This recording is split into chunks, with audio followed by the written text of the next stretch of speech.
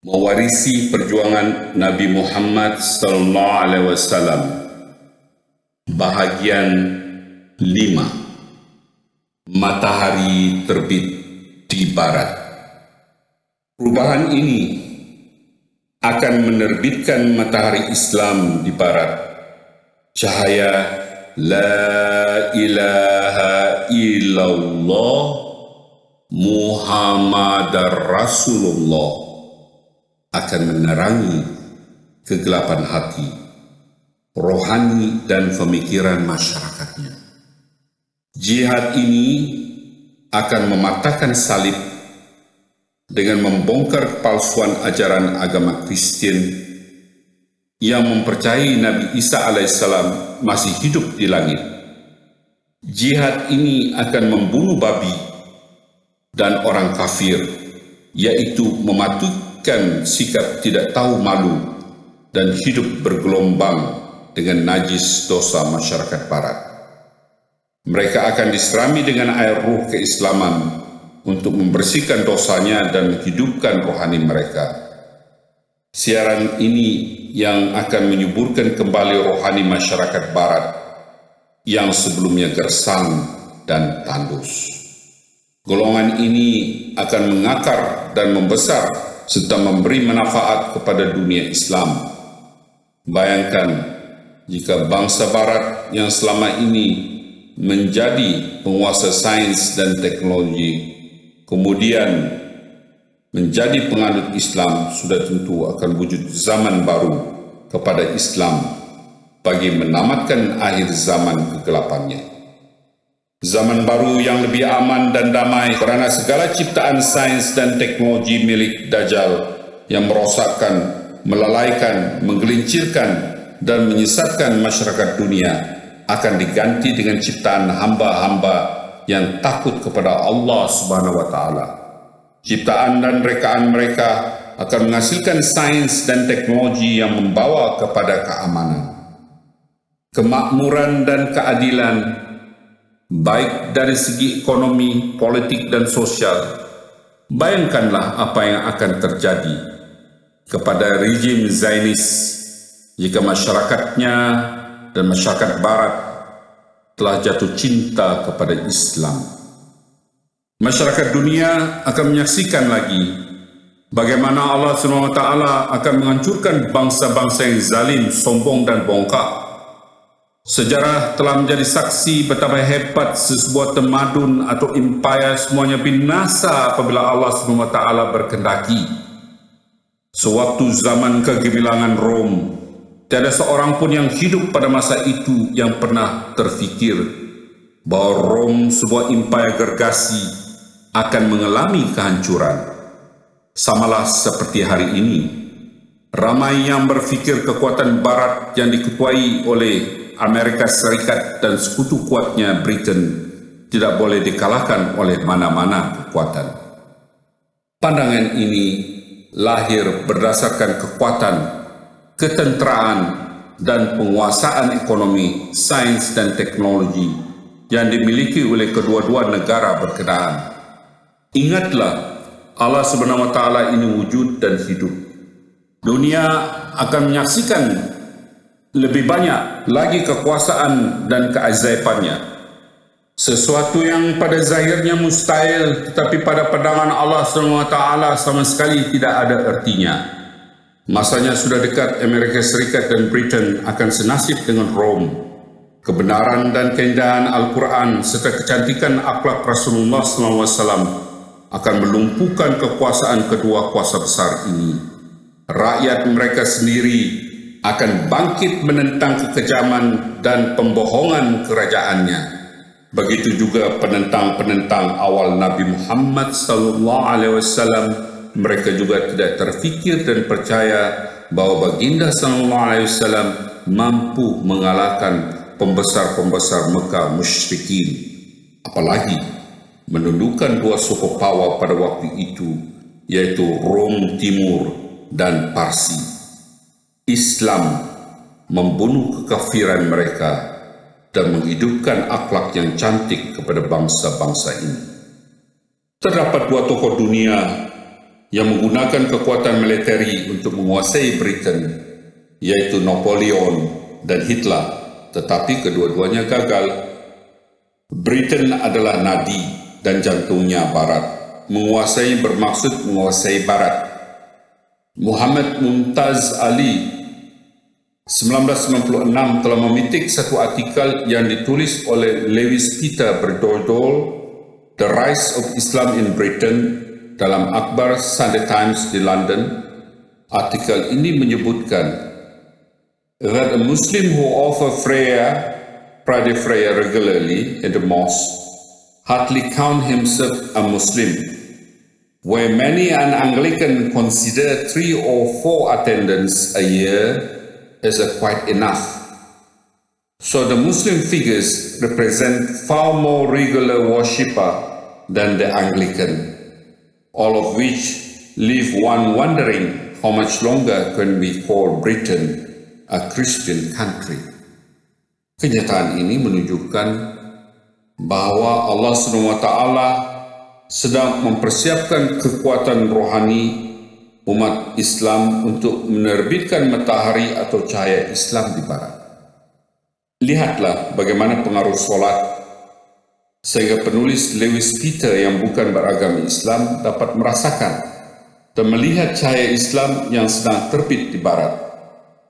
Hal ini menyamai kekaguman Abu Sufyan melihat lebih kurang 10.000 orang Islam menunaikan solat subuh di dalam peristiwa sebelum Fatah Mekah. Allah Subhanahu wa Ta'ala yang Maha Berkuasa sedang menterbalikkan dunia. Kalau dulu Barat menggunakan wain, arak dan wang untuk menguasai negara-negara Islam, kini Islam menguasai Barat dengan menggunakan manifestasi akhlak Rasulullah SAW dan Quran untuk menawan hati masyarakat mereka. Pendapat yang sama juga pernah dikemukakan oleh seorang tokoh Barat yang terkenal, Sir George Bernard Shaw, menulis dalam bukunya The Genuine Islam, volume 1 nomor 8, 1936. Beliau juga berpendapat Islam yang memiliki sifat keuniversalan dan kesempurnaan mampu untuk menawan England dan Eropa. Menurut beliau, if any religion had a chance of rolling over England, near Europe within the next 100 years, it could be Islam. A. Zahur 1997. Jika ini berlaku, tidak perlulah bersusah payah untuk berperang dengan Amerika Serikat dan sekutunya Barat, serta blok komunis yang dikuasai oleh Rusia dan China. Islam akan menawan mereka dengan menggunakan kekuatan Al-Quran dan akhlak. Senjata ini lebih mulia dan suci serta ampuh daripada menggunakan senjata api yang hanya membusukkan bumi Allah SWT yang indah dan harum ini. Jelaslah, kemenangan Islam juga bukan berlaku ketika dunia mau kiamat seperti mana yang diterangkan oleh setengah ulama. Pandangan ini amat berbahaya. Apakah rasionalnya jika Allah SWT hanya memenangkan Islam ketika dunia mau dihancurkannya? Janji Al-Quran adalah janji yang pasti dan sempurna. Proses kemenangan Islam sudah semakin dekat, seperti mana yang dijanjikan oleh Allah SWT. Dialah yang mengutus Rasulnya dengan membawa petunjuk dan agama yang hak agar dimenangkannya terhadap semua agama, dan cukuplah Allah menjadi saksi. Surah Al-Fatah ayat 28. Proses kebangkitan Islam tidak akan berlaku jika umat Islam masih berpeluk tubuh dan memiliki jiwa pengorbanan yang telah mati. Rasulullah SAW dan para sahabat memiliki jiwa pengorbanan yang agung. Mereka mengorbankan kebangsawanan, kedudukan, uang, harta, masa, tenaga, dan nyawa untuk Islam. Pengorbanan ini yang memikat Allah SWT sehingga dia jatuh cinta untuk memenangkan Islam pada waktu itu. Jiwa pengorbanan ini perlu disegarkan kembali, dan setiap umat Islam harus menanyakan kepada diri mereka, apakah sumbangan yang dapat dilakukannya untuk berbakti kepada Allah Subhanahu wa taala dan Islam.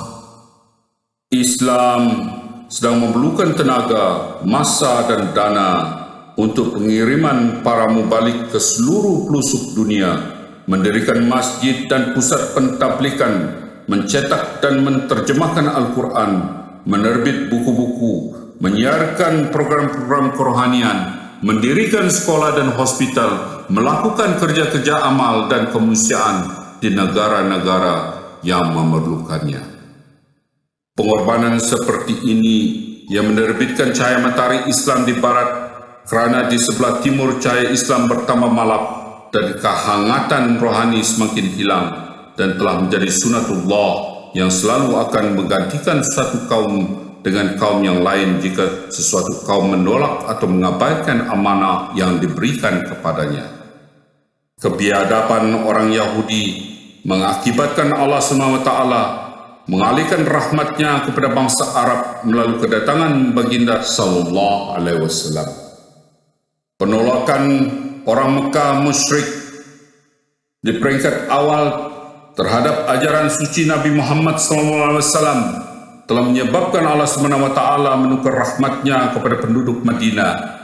Kini Allah Subhanahu wa taala ingin menamatkan akhir zaman kegelapan Islam, dan Dia akan menerbitkan matahari Islam di sebelah barat, kerana di sebelah timur cahaya Islam semakin malat, disebabkan umat Islam masih sibuk bercakaran dengan isu mengkafirkan, yang kaya masih berkecanduan hidup berpoya-poya, yang miskin bermati-matian untuk hidup dan mengejar dunia, manakala yang berpengetahuan agama masih asik bermusuhan dengan perkara yang remeh-temeh. Batranu di zaman modern ini sedang dibina. Terpulanglah umat Islam untuk berkorban bagi membina batra tersebut, atau mereka tidak mengindahkan sehingga datangnya banjir dan tsunami dosa yang akan melemaskan mereka. Inilah kiamat yang akan muncul dan membinasakan segala keburukan manusia dan kerosakan agama. Allah Subhanahu wa taala akan mendatangkan hujan rohani yang besar untuk membersihkan segala kekotoran dan menyuburkan tanah kerohanian yang semakin gersang.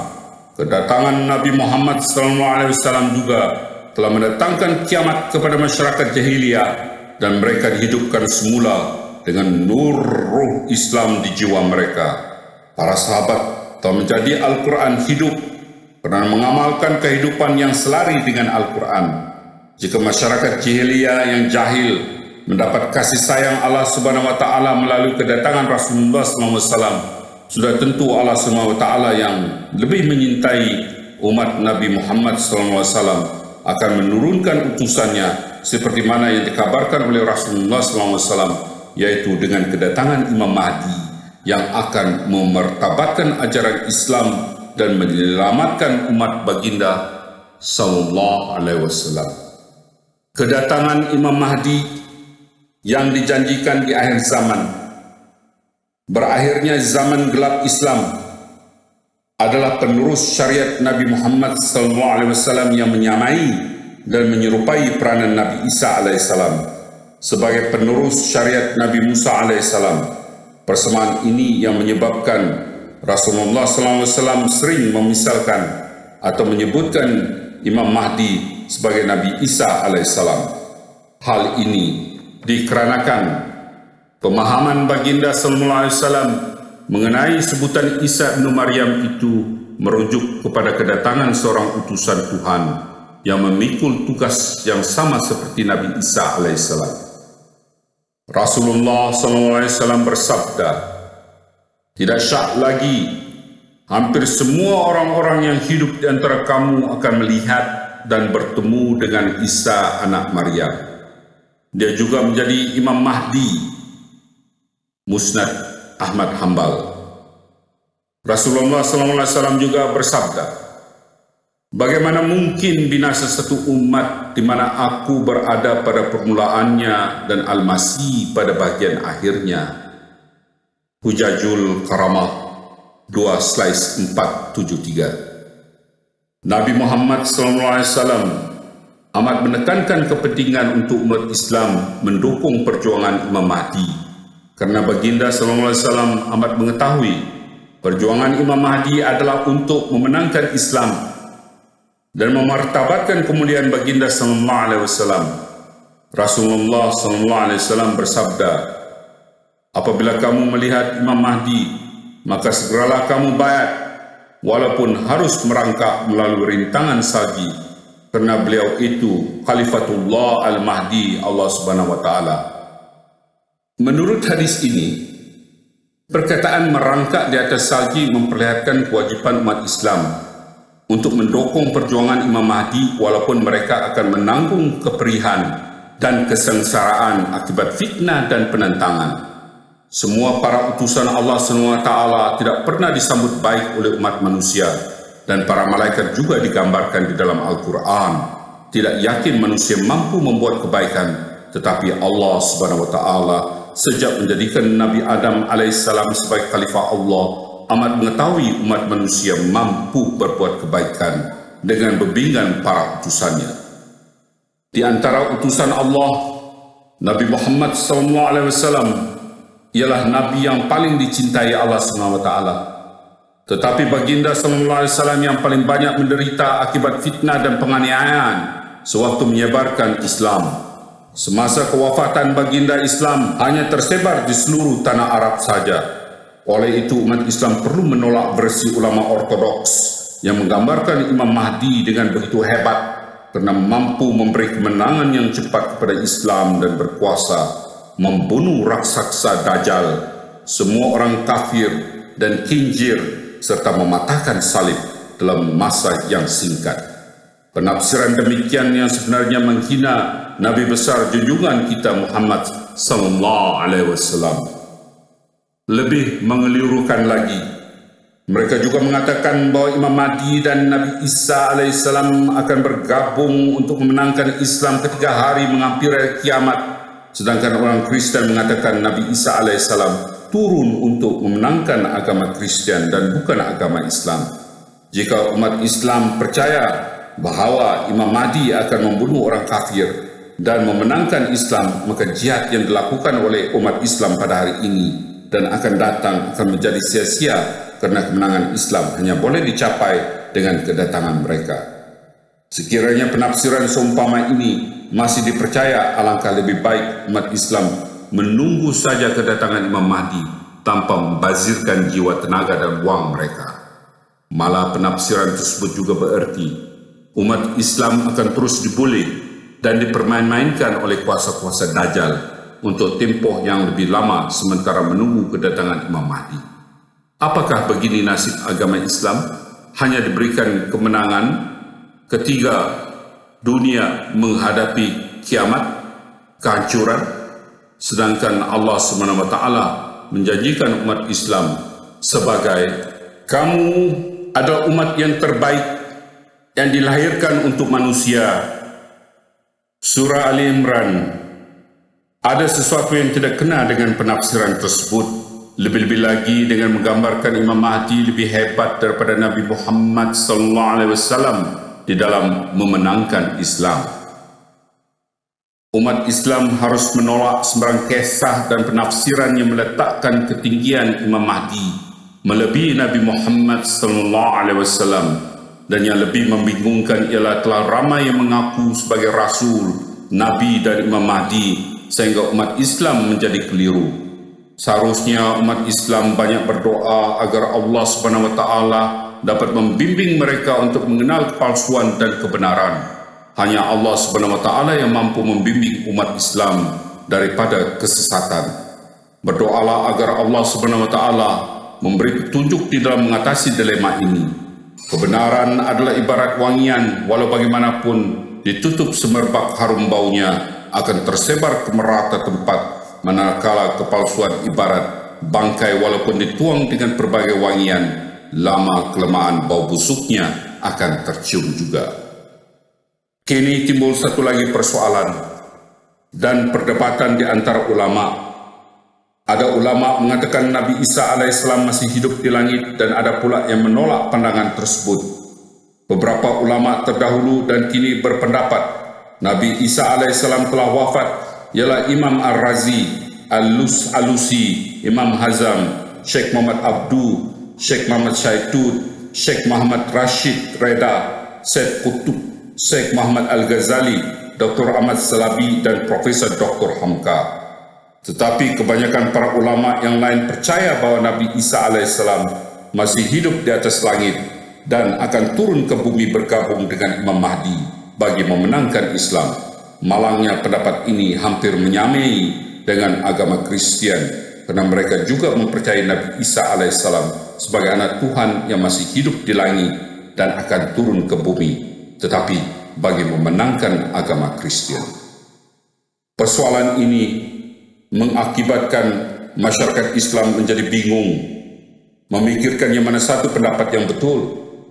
Masalah yang timbul di kalangan umat Islam, sekiranya mereka mempercayai Nabi Isa alaihissalam masih hidup, para mubalik Kristen akan mudah memikat mereka untuk memeluk agama Kristen. Mereka akan berkata, agama kamu Islam mempercayai bahawa Nabi Isa alaihissalam masih hidup di langit dan akan turun ke bumi. Ini bermakna Nabi Isa alaihissalam lebih mulia daripada Nabi Muhammad sallallahu alaihi wasallam. Lebih baik kamu memeluk agama Kristian. Manakala ada pula pendapat yang mengatakan jika kita mempercayai Nabi Isa alaihissalam sudah wafat, bermakna kita juga menyokong akidah agama Kristian kerana mereka percaya Nabi Isa alaihissalam wafat di tiang salib bagi menebus dosa manusia. Daripada kedua-dua pendapat ini, ada kelompok Islam yang berpendapat bahawa Nabi Isa alaihissalam tidak wafat di tiang salib, tetapi wafat seperti biasa selepas peristiwa penyaliban dan tidak diangkat ke langit dengan jasad atau tubuh kasarnya. Nampaknya pendapat ini yang paling berjaya mematahkan salib, kerana membuktikan konsep penebusan dosa dan Nabi Isa alaihissalam sebagai anak Tuhan adalah palsu. Allah Subhanahu wa taala sangat murka apabila ada manusia mendakwakan bahawa dia memiliki anak melalui firman-Nya. Hampir-hampir saja langit pecah kerana ucapan mereka itu, dan bumi pun terbelah dan gunung-gunung juga runtuh kerana mereka mengatakan Allah yang Maha Pemurah itu mempunyai anak. Surah Maryam ayat 90 hingga 91. Ayat ini tersembunyi suatu rahsia bahawa Allah SWT tidak mengangkat Nabi Isa alaihissalam ke langit dengan tubuh kasarnya, tetapi mengangkat derajat kerohanian Nabi Isa alaihissalam ke tingkat yang tinggi. Kerana ulama-ulama Yahudi ingin memalukan Nabi Isa alaihissalam agar beliau alaihissalam mati di tiang salib sebagai seorang yang terlaknat. Allah SWT berfirman, ketika Tuhan mengatakan, hai Isa, sesungguhnya aku akan mematikanmu dan meninggikan derajatmu kepadaku dan membersihkanmu dari tuduhan orang-orang yang tidak beriman. Kujadikan pengikut-pengikutmu lebih tinggi daripada orang-orang yang tidak beriman sampai hari kiamat. Sesudah itu kepadaku tempat kembalimu. Nanti akan kuberikan keputusan kepadamu tentang hal-hal yang kamu perselisihkan itu. Surah Al-Imran ayat 55. Mungkin ini salah satu lagi sebab mengapa Allah SWT murka kepada umat Islam, kerana tanpa disedari mereka secara tidak langsung mengakui Allah SWT memiliki anak. Apa yang dikesalkan ialah ada golongan umat Islam yang begitu cepat mengkafirkan dan menyesatkan pihak lain apabila pandangan seumpama ini diberikan. Lebih membimbangkan lagi, mereka tidak mau berbincang mengenai perkara ini, seolah-olah kepahaman mengenai kewafatan Nabi Isa alaihissalam akan menjejaskan akidah mereka sebagai Islam. Sedangkan para ulama yang berpendapat Nabi Isa alaihissalam telah wafat adalah berdasarkan Al-Quran dan sabda-sabda suci Nabi Muhammad SAW. Apakah mereka berani untuk mengatakan para ulama tersebut sebagai kafir dan sesat?